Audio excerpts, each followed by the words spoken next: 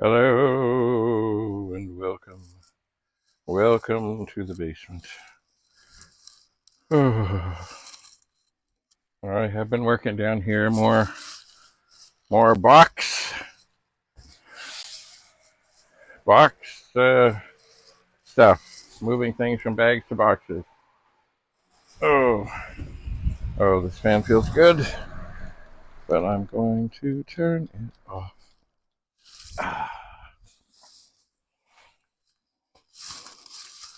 And then I'm going to get over, way over here. Oh yeah. And grab another pile of vintage publications, which I suppose I should sort through at some point. I should. Oh. Okay. Oh, yeah. Okay. Things are happening. What's happening? Oh, I don't like this thing. This thing is much too slippery. Much too slippery. Also, here, I did find an old t-shirt from a famous place in Daytona Beach, Florida, called the Boot Hill Saloon. It is from the 10th anniversary. Okay, now. All right.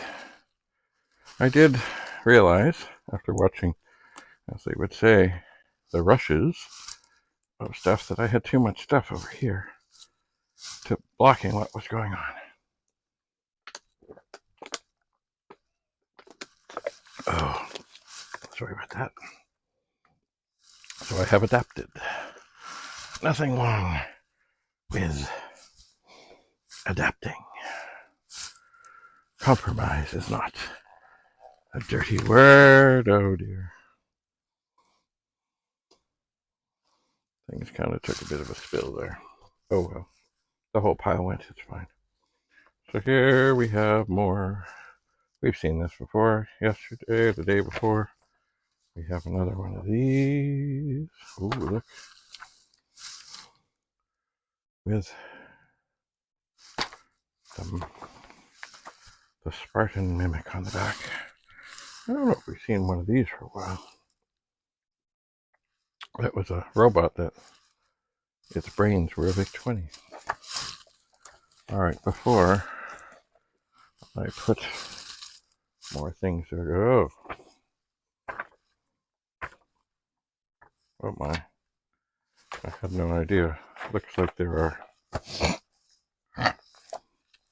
5 more of these. Can you imagine? Can you? Here is Run! Learn the Art of Programming. What is this from? May 1888. I don't think I was still... Oh yeah, no, I was still there. Telecomputing Workshop. I was. Okay. I'm going to grab this here for a second. And I'm going to grab this here for a second.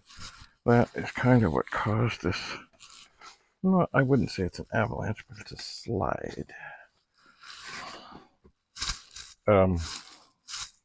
Yeah. Okay.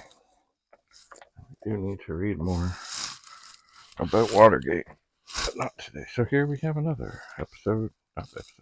edition of Run Magazine, March 1988. TPUG Magazine.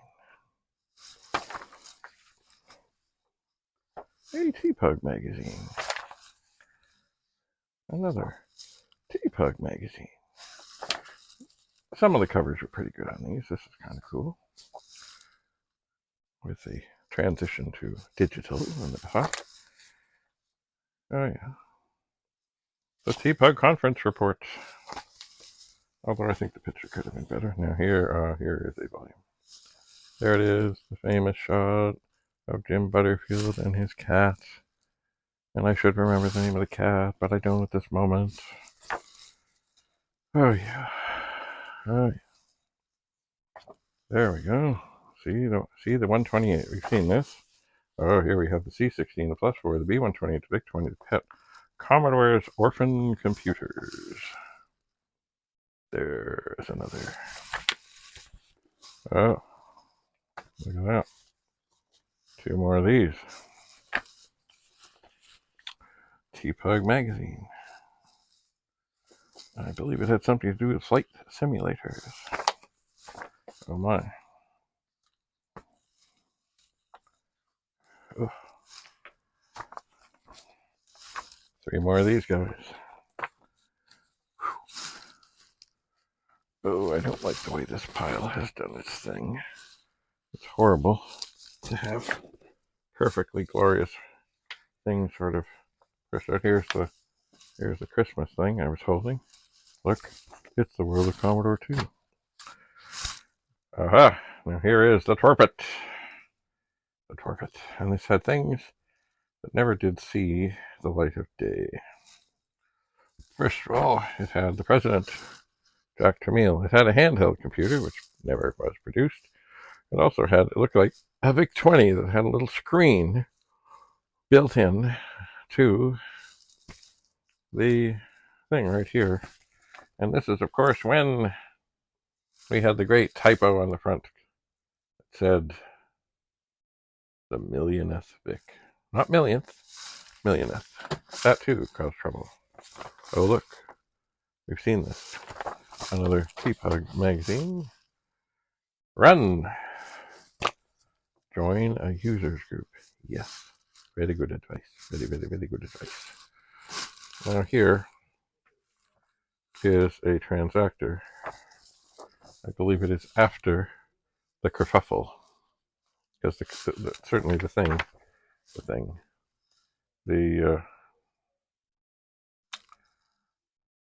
cover is not necessarily, although the cover has on it, it's got a beautiful dinosaur, and it was made by Joanne Park. I knew her on bulletin board things, and that was in there. Here is something. Oh, please let it be here. Please let it be here. Please let it be here.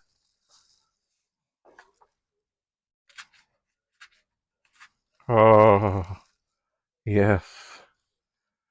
It is the transactor with the Jim Butterfield centerfold. It's magic. I miss Jim every single day. As I'm working away on things, I think of things. This was taken at the art shop in Toronto, in the smoking jacket, and a pipe, etc. And an abacus on the table. There it is. The Jim Butterfield. Maybe I can hold that closer. The Jim Butterfield centerfold. Magic.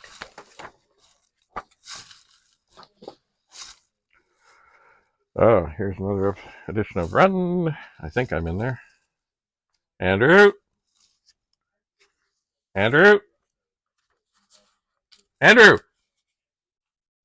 Andrew! Volume down or close the door, please. Here's an episode of Run, an edition of Run. Am I in here? Yes, yes I am. Telecommunications, chat with users, access information, download software, play games, and more. Beautiful. Beautiful. Sometime I will read more of that. Oh, here's another vintage transactor. We've seen this in a previous episode of the special reference issue. Carl Hilden was great at those. There's a book called The Inner Space Anthology, which is a magical thing. Here, there's 2 of these Run magazines. There are, am I in here? Probably. But maybe not. Yes, I am. That was a good gig. Here we have a TPUG magazine from October 1984. It seems to have something about accurate home comfort. I don't know. Anyway, laser art and technology. It does. I wonder if I had anything in here. I probably did. Oh, it's the Proline team, Punter, Templeton, and Butterfield. Lovely. And the Batteries Included family, starring Herbie. That's Herbie. I would suspect they made a good buck. Although they did spend an awful lot of money on those keys. Oh my. More of these guys. More of the SX64, which, following up on Jim Butterfield and his cat, there's Jim Butterfield and his cat. Here's the world of Commodore 3. And, of course, the new Amiga. With that picture that was famous, almost as famous as the bouncing ball. And finally, yet another SX64. Beautiful. Beautiful. Well, as I'm here, and I need to find, magazines or something, if you put them in a box that's too big, it's just bad.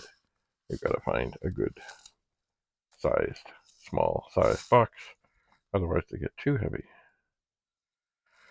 Telecomputing Workshop, page 72. Didn't get there.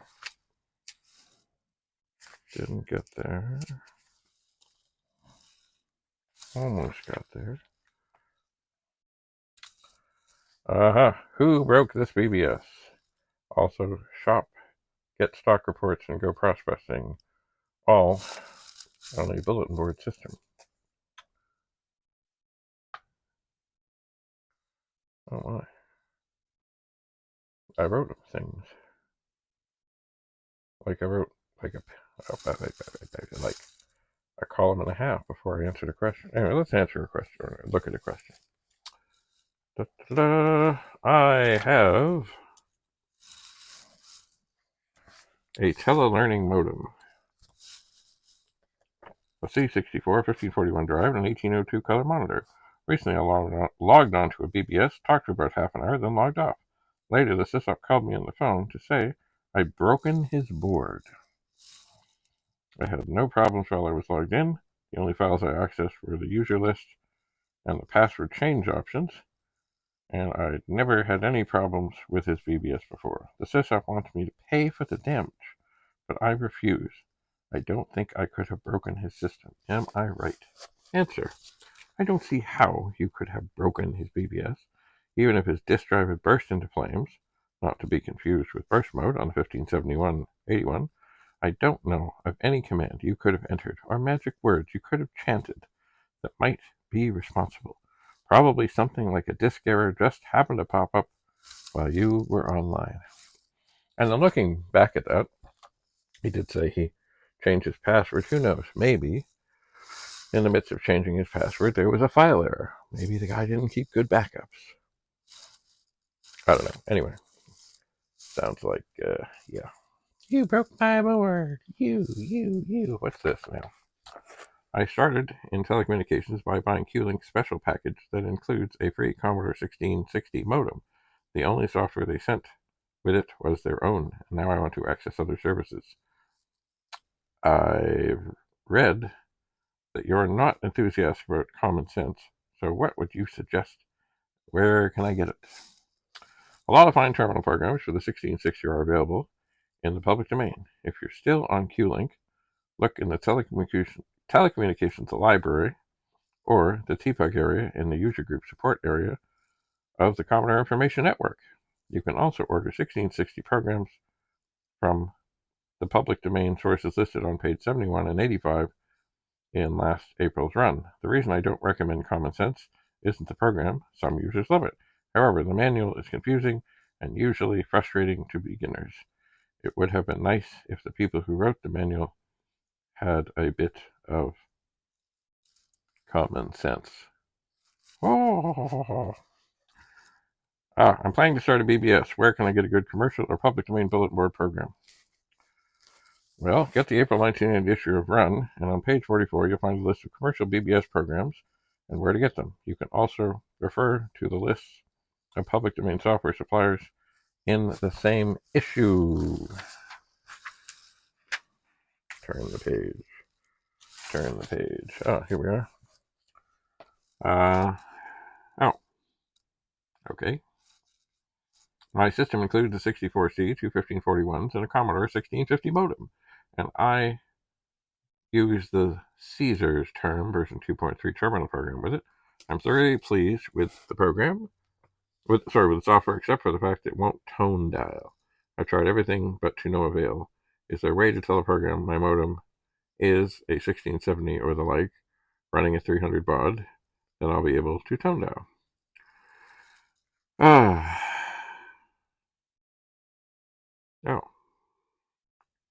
Is there a way to tell the program my modem is a 6? Oh, no. Okay. So he's trying to tell. Can I just lie to it? And of course, it is not the program. The modem doesn't do it. But anyway, your problem isn't the software. The 1650 is a pulse dialing modem only. So it can only dial.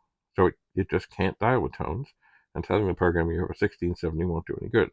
However, there is a small public domain program that might help, written by Bob Huff. It creates tones through the 64 SID chip. To use it, you must hold your phone over the speaker in your monitor and listen for a carrier. The program is available on a TPUG, Toronto Pet Users Group disk. I know because I put it there. You can contact TPUG at 5300 Yonge Street, Toronto. Yes, there was. But anyway, yes. If a modem doesn't tone dial, doesn't matter what you do, unless you get the little program. But really, Digipulse was pretty fine. Anyway, about 6 weeks ago, I decided to buy a Commodore 1670 modem, but I haven't been able to find one anywhere. Can you tell me where to look? The 1670 wasn't being marketed for a while, but many places have them now. Q-Link, for instance, is selling 1670s for $79.95. I don't know if this is a fresh batch of modems or a bunch Commodore forgot about in the warehouse, but they're available. Am I dreaming, or did I see a reference in your column to a user in Toronto who adapted her 1670 modem so it would work on a MS-DOS machine? Aha! The user, Joanne Park, didn't do anything to her 1670. She built an interface that made her 1670 compatible with her Amiga, and the same could be done for an MS-DOS machine. LRA Enterprises of 3565 Avenue D in California now markets such a device. One of the reasons Joanne decided to create her interface was that the people at Commodore told her it couldn't be done. Bradley BBS Commandment. Oh, I forgot about this stuff. If you call a BBS that you aren't likely to access again, leave a message telling the sysop so you won't be back, so he or she can delete you from the user file. Most systems are limited to a certain number of users, and deleting your name will free up disk space for someone else. Ba-doom boom. It's funny, I wrote all that, and do I remember much specifically about it? No, not until I read it again. But I think it was pretty good. I think especially the thing about the common sense program, if only they'd written a manual with some common sense. Anyway, well, that's it for now. I have so much more to go through. As I say, I've been putting things, it's like empty boxes. I've been filling the boxes with more stuff that's been in bags. Bags are not a good way to store things. They just aren't. But I am, I'm getting tired. So I might in fact go, wait. I may in fact go to the pool, but I forget. I digress. Look, July 16th, wait for it. 17. Woohoo. Gotta hold on to that. Yes, sirree. Alright, well, there's lots more to do. It is endless. Absolutely endless. Endless. Oh, yeah. Boot Hill Saloon. Across from the cemetery. And it was. I was only there once. Well into the night. And it's funny, the one thing I did notice is the bartender lady was rather not scantily dressed, but provocatively dressed. But as soon as it was time to shut down, and even though there was more cleaning up to do, they covered up. Even though they weren't showing that much, they covered up. Anyway, maybe they did not like that part of their job, and perhaps they had good reason not to. All right. I see something on the floor. I have no idea what it is. Anyway, I do have to continue to go through the endless boxes. Endless. And at some point, I do need to make a trip to donate some stuff and figure out when and how I will see my brother from the north so I can get him some stuff that I think he will appreciate. So that's it. That's all. Thanks for coming. Have a lovely, lovely day.